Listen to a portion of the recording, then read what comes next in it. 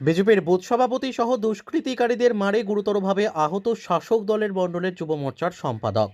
কাঞ্চনমালা বাজারে কীর্তন শেষ হওয়ার পর এলাকার লোকজন যখন নগর কীর্তনে বের হয়, তখন কাঞ্চনমালা বাজার হয়ে গরু পাচারকারীরা গাড়ি দিয়ে গরু নিয়ে যাওয়ার সময় গোলাঘাটির যুব মোর্চার সম্পাদক প্রসেনজিৎ দাস গরু বোঝাই গাড়িটিকে দাঁড় করিয়ে গরু পাচারের কাগজপত্র দেখতে চায়।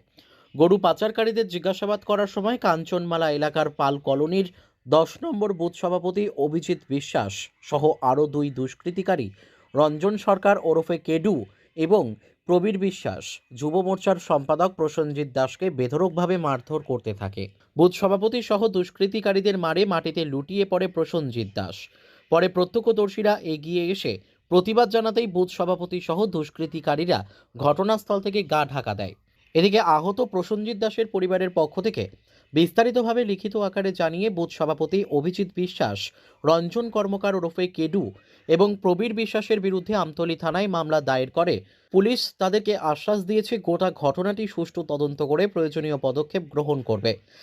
এদিকে আহত প্রসেনজিৎ দাসের পিতা সহ তার এক বন্ধু অভিযোগ জানিয়েছেন, কাঞ্চনমালা এলাকা দিয়ে যাওয়া গরু পাচারকারীদের কাছ থেকে প্রতি মাসে মোটা অঙ্কের টাকা প্রণামী পেয়ে থাকে বুথ সভাপতি সহ ওই দুষ্কৃতিকারীরা। তোমার 11টা গরু করতে আইছে।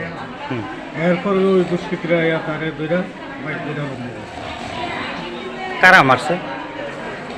রঞ্জন কর্মকার, তারপরে অভিজিৎ বিশ্বাস। আচ্ছা, তারা কি এখানের স্থানীয় লোক হই তারা? কাঞ্চনমালা কলোনি স্থানীয়। আচ্ছা, তারপরে কি হয়েছে?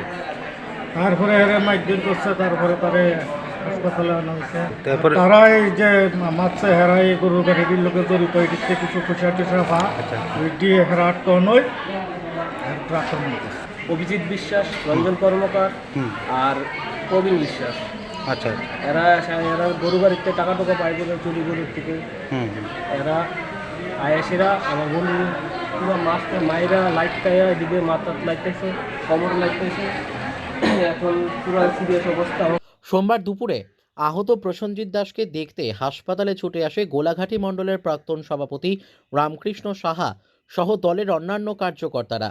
দলের কার্যকর্তারা সহ স্থানীয় এলাকাবাসীরা গোটা ঘটনাটির নিন্দা জানিয়েছে এবং অভিযুক্তদের দৃষ্টান্তমূলক শাস্তির দাবি জানিয়েছে। এখন দুষ্কৃতিকারীদের বিরুদ্ধে আমতলী থানার পুলিশ কী পদক্ষেপ গ্রহণ করে সেদিকেই তাকিয়ে রয়েছে সবাই। Bureau report, news daily Bharat.